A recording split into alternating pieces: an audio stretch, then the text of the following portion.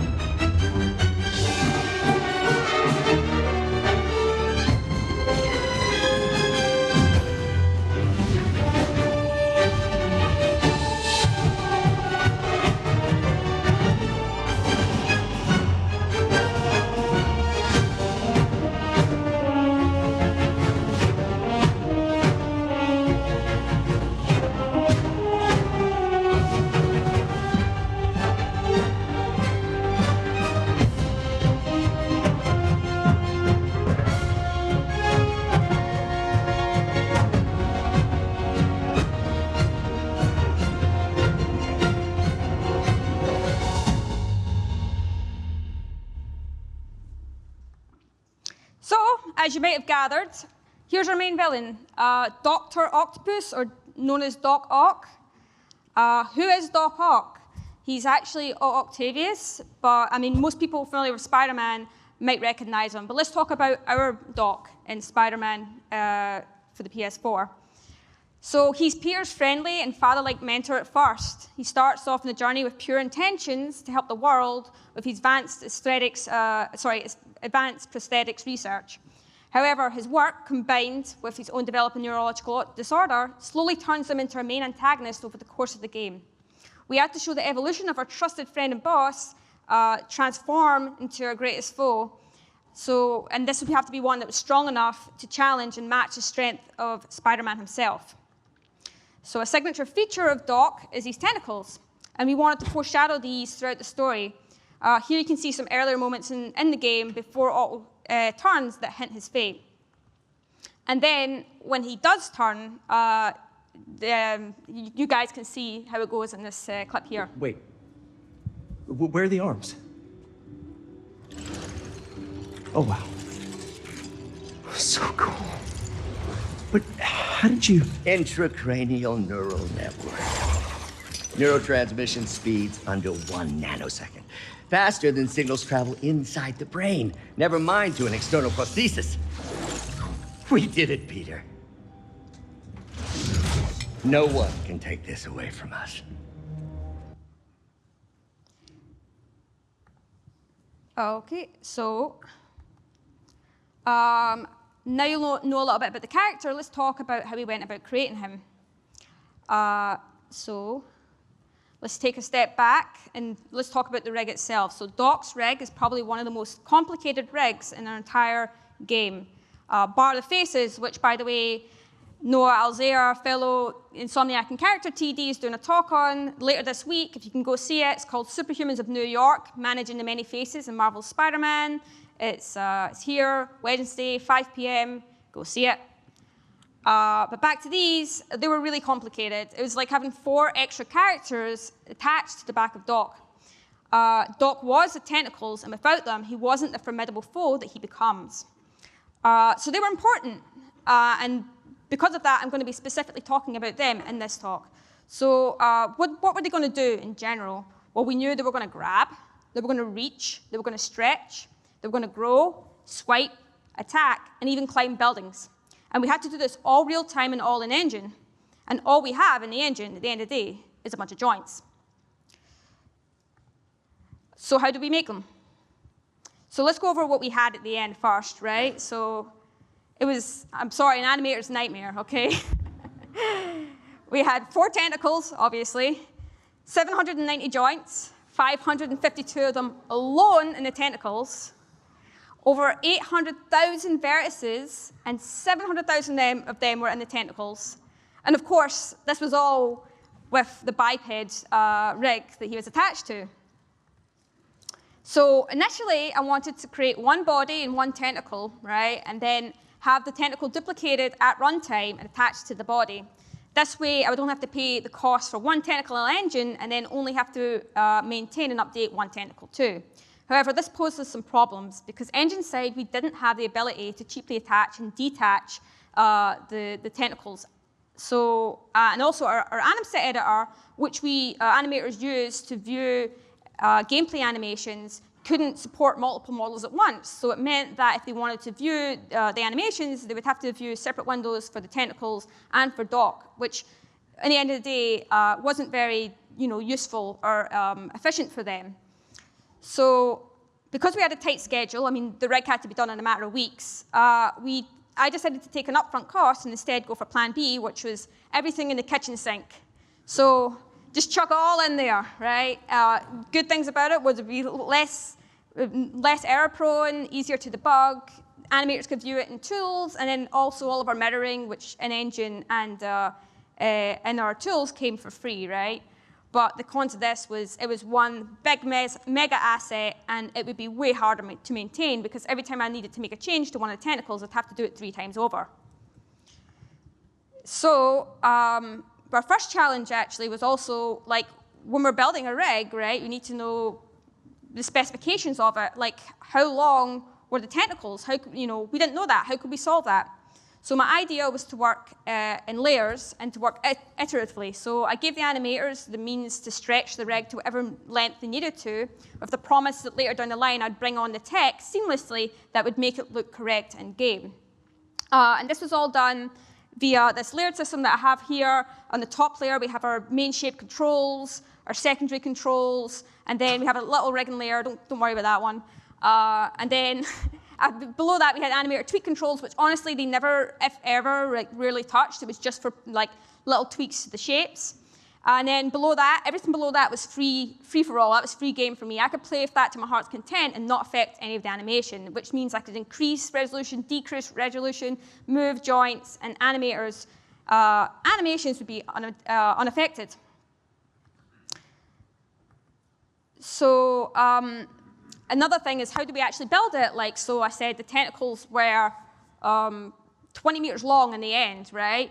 So in our rigging tool set, we have the ability to specify both bind pose and rig pose. And that allowed us to give the animators the pose on the left, which is obviously much more easy to work with. But whenever I needed to go in and edit the rig itself, with one button click, I could snap it back to our bind pose and edit the tentacles at their full length. And why did we need to do that? Well, because I needed to build this, which was the ability to telescope the tentacles. So the stretchy one is what the animators started to work with, and the telescoping one is the more realistic, correct version of that of the tentacle. The animators also had the ability to slide the tentacles as well. So they would position the series of controls, and then with one attribute, they could press, they could dial up and down the slide and have the tentacle slide through all the controls back and forward. And then how did the animators pose it out? So the concept was pretty simple. I started with big to small shapes. So the big teardrop shapes are the main controls. There's the end one and the middle one. You position those first. You'd move on to the bigger squares, which would kind of get you your middle shapes, and then you would finalize your S-curves with the smaller shapes. Due to the way I built the ribbon spline method, which is what this rig uses, at one point we had to have a decision, which was, unfortunately, when the animators began to twist the tentacle, the tentacle would flip out and go crazy at points. And that was because of the way I'd set up the skinning on the spline itself. So we decided to forego the nice S-curves that we used to get on the top layers for free to get more stability. So we sacrificed more position and more controls for the ability to make sure that the tentacle stayed stable when they were animating it, because this thing went all over the place. Oh, I don't know why it keeps doing that. And as a finishing touch, we added 2 types of sine waves on top of the tentacle. So this was a setup we also used in our web rigs in the game. And the animators were familiar with it, but they could just dial in, their amplitude and wavelength, whatever, and then animate the offset, and there you go. You get some free wiggle in there. Last thing I had to do was support IK. As I said, they were walked on, they held things. We actually had IK and FK in the rig, but due to our time constraints, I couldn't build a tool that would blend between the two effectively in time. So the solution to that was basically just hold the animators down and say, please make sure you're using the right mode before you start animating it, and I think they got the point. So let's actually break down how the tentacle rig works. So here are all our attributes that the animators can animate on it. We'll break it down from the top down. So slide is how much the tentacle is sliding. So 0 is no sliding, and then -1 is retracted fully. There's a visual example for you. We also had thickness, start thickness, end thickness. And by the way, we used these very sparingly. This was just to play it up to the camera if we needed to. And also our stretch mode. So that was what we talked about earlier, which was whether or not the animators enabled telescoping or not.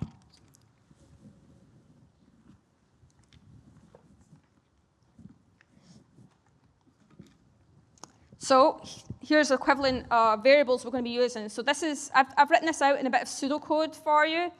We actually use Maya's node network, but the logic is still the same.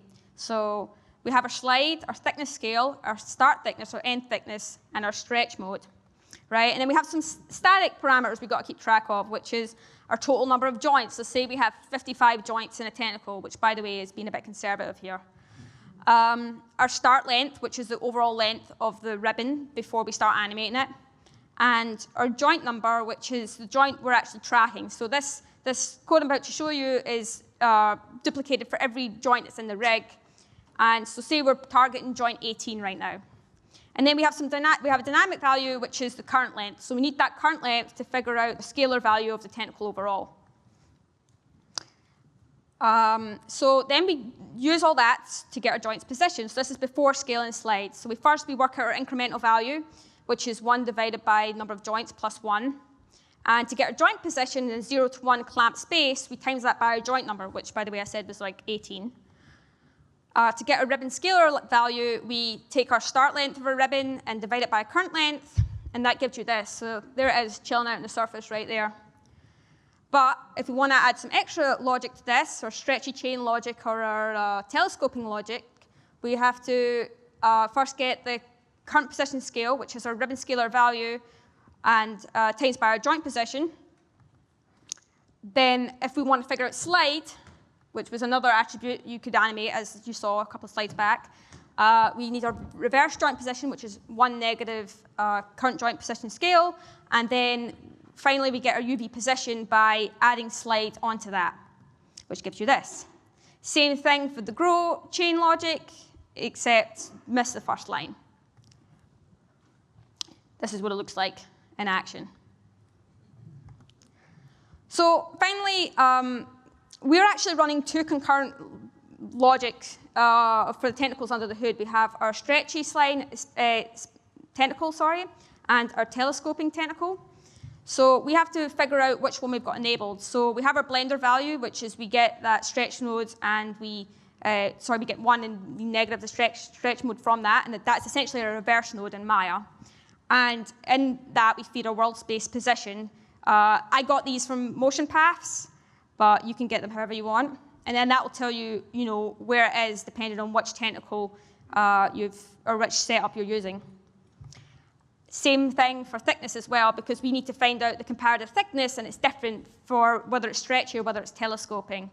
So we get that same value, and then we do some extra maths here. We've given an arbitrary number of 0.05, just because Maya does not like to divide by 0. In fact, really nothing does. And then, so finally, we have our thickness stuff, thickness values here, thickness, start thickness, end thickness. We need to use all them to calculate the end thickness, which is we get our thickness difference, start thickness minus end thickness. Then we get our position thickness difference by getting our joint position 0 to 1, which we got way back a few slides, times that by the thickness difference we just got. Start thickness difference position we get by adding the previous value onto our start thickness value. And then we get our joint scale thickness by getting the thickness scale and timesing that by our start thickness difference position that we just got. Finally, we get our scalar value by getting the output UV, which was another couple of slides back as well, by that joint scale thickness we just calculated. And that is a lot to say, by the way. That's really difficult to talk through. The reason it's scale Y in this instance is actually because I used world space joints and world space numbers for this, because it's much easier for all the nodes I was using. So in the case of dock, negative Z was down the axis, and you don't want to scale down the axis. So let's move on to usability. So the first thing I discovered is that speed matters a lot. Animators need to be able to block out the poses fast. So as you might imagine, the rig was slow due to the number of joints and skin vertices, but one of our animators, Chris Lally, made a proxy rig and figured out that if you use boxes instead, the rig ran faster. And the less boxes he used, the less joints it was calculating. So you can see here, we actually rolled that into the rig and gave them proxy tiers to work with, so they could decide what level of visibility they needed to make the rig run faster when they needed to do that. Oops, sorry. Another usability issue was just the amount of noise on the screen. So there was a lot of controls and obviously the tentacles. So we added the ability to turn off the tentacles when they wanted to, which meant that an animator could focus on one tentacle, and also it would give them a speed increase in the scene. So what kind of constraints did we hit, or hurdles? Our first major one was vertex swimming. So our engine tries to smartly calculate the bounding box of an object, but because dock went up to 20 meters, the engine kind of optimizes vertex positions to compensate for that, and it would cause this result of things swimming. To fix that, it was only really apparent in a couple of shots, so we decided to fix it just on the spot for each thing, and the solution to that was, this is our cinematic editor on the right, and a shot of dock on the left. You can see dock's it has several tracks there, 3 times, and I'll give you a close-up of that. There's one for his body, which had all his body in it, so we split it out and we turned off the tentacles on his body so that the bounding box it drew was smaller, and that meant that the area around his face and his collar and stuff didn't suffer from the vertex swimming. The tentacles we just left as is because they were fine. And the head and goggles, we actually ended up putting the goggles on the head as well. That helped with the vertex swimming issue, and also Noah, who rigged the face, added special controls for the goggles to follow the face. Another thing was it was really expensive. We had several look states, which we used to determine whether damage states or whatever. We had 42 individual vanity toggles, you can see on the right-hand side there. And these included our damage states, our VFX, and the extendable tentacles. And on top of that, we had 3 LOD tiers. So it was a really big asset. And to drive that home, The Maya file itself is over 300 megabytes. There was 14,000 plus nodes in the tentacles alone, which is, by the way, why I scripted them all. And we had 520 animator controls. But luckily, we made a nice picker UI for the animators, so they didn't all go insane. So with that all squared up, let's talk about our achievements. First of all, we got a rig running up and running, very fast. Like, I had the rig in the animator's hands within like a week, and to start from nothing to giving them a full rig, that was pretty awesome, and it was actually usable for them. This is partially due to our incredible in-house rigging system, and also because I knew that I could add more systems online later. And that leads into the second point, features planned ahead. Planning ahead and knowing that I could iterate over the course of like months instead of blocking out a huge block of time and potentially stopping animators working paid off in the end. We had great animation thanks to the animators, especially I would like to call out Chris Lally, one of our animators. There was a lot of back and forth where I would hand him the technical rig and he'd hand it back and tell me how to change it. And the first few weeks of doing that were key to making sure that the behaviors were what the animators needed. And finally, we actually had a single asset for both gameplay and cinematics, so no cheating. We didn't have any special shots with any special rigs. The rig was built to cope and work in every scenario that we could think of. So what could we do to improve it? First thing I'd like to have is runtime technical attaching tech. Also, the ability to procedurally extend so that I wouldn't have to build 20 meters of tentacle into the rig and make animators cry whenever they load the scene. Faster rig to animators quicker. So the fact that Chris had to find out how to speed up the rig, I wish I'd done that sooner. I wish I'd realized that the time it was taking for him to animate this rig and that it was super, super important to get something fast in his hands. It would be nice to support IKFT matching. And as I said earlier, we sacrificed the shaping of the tentacle so that we could get stability. We already have like tests and rigs in-house that can do that using like variations of this tech, so I know that's possible. So let's sum it all up. We made a super versatile tentacle rig that we have rolled into our rigging toolbox internally. And it's pretty awesome. It's pretty awesome to use that to inform future tech.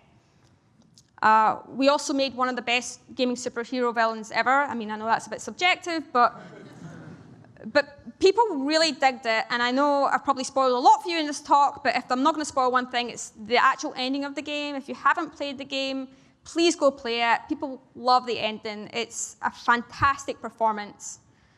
And speaking of, the performance was actually so good that we were nominated for a VES award specifically for Doc. And it was really cool because I actually was personally nominated as one of the nominees, and I got to attend the VES award, which was one of the highlights of my career. I got to wear a kill and drink some free booze, all the good stuff. With that, I'd like to say thank you to all of our Insomniacs. Without you, the game would not be possible. Obviously, all of our partners as well. We try and stay humble at Insomniac and acknowledge each other as much as we can. So with that, I talk a lot about what I did, but it's really what we did. It wouldn't have been possible without the entire team. And thanks to you guys for coming and listening to this talk. Speaking of great teams, we are hiring. If you like what you see, we have positions. You can come talk to me. My Twitter is up there. Waffles. My DMs are open. I will try to answer them in a timely manner. Questions?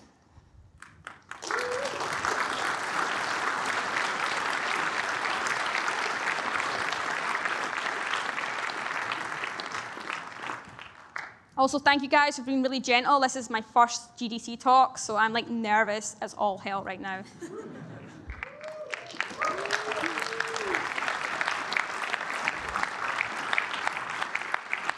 I've actually got another one tomorrow as well because there's something wrong with me.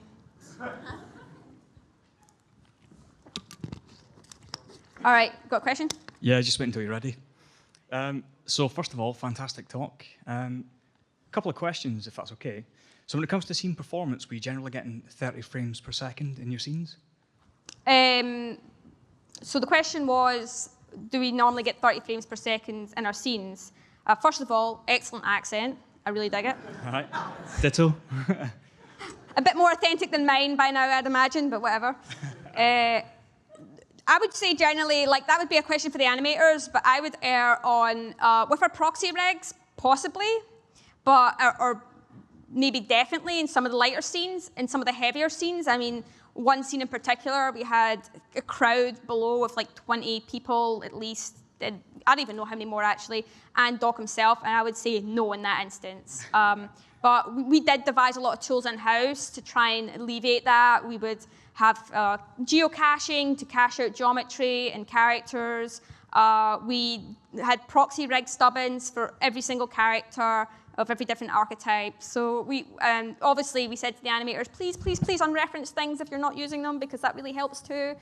We also, the one problem we did have was like parallel mode. We were using 2016, and parallel mode in 2016 tended to crash with a lot of our skinned rigs. So to avoid that, we just used rigs with direct parenting and geo underneath them, and that got people working in parallel, which honestly is one of the biggest speed increases you could get. Mm-hmm. It's worthwhile noticing that the invisibility evaluator in Maya is known to cause crashes as well, just in case people are... Oh, really? Yeah, I think everything causes crashes in Maya, to be fair. Just one other thing, did you reference the rigs as well? Did we reference the rigs in? Mm-hmm. The scenes, yeah. Okay, cool. Yeah, Yep. That's it. Perfect, thanks. Cheers. After you, sir. Thank you. Excuse me, how do you manage when there's gameplay scenes and everything's kind of dynamic with the character's position and all the chaos breaking loose? How do you manage the rig on those situations? The question was, how do we manage the rigs in chaotic gameplay scenes? Yeah. Well, I mean, that's more of an animator's question, really. I mean, we have a bunch of things in the rig to support that. We have like sync joints and motion joints that are joints with positions that animators can use to line up various actions in the game. But in terms of rig stuff, apart from that and, I don't know, phase joints for, I think, footstepping and stuff like that, there isn't. It's more up to the animators to make sure that they use all the tools available to them to make things sync up in game. Thanks. Yep. Cheers. Oh, this is my last question. Make it a good one. Pressure's on. Well, first and foremost, amazing work, by the way. Sorry for Thank you. shouting into the mic. With a project like that, with a rig that, first off, amazing and complex, what was the first thing you were thinking about in regards to management and building it up with trying to keep as many parts going at the same time and progressing forward? What were you keeping in your mind when you were putting the initial stages together?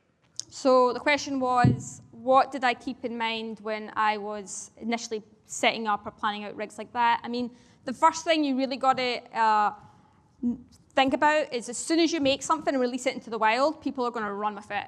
So you better make it like somewhat foolproof, and know that people are going to use it to generate content, and you want to try and keep that content and support that content.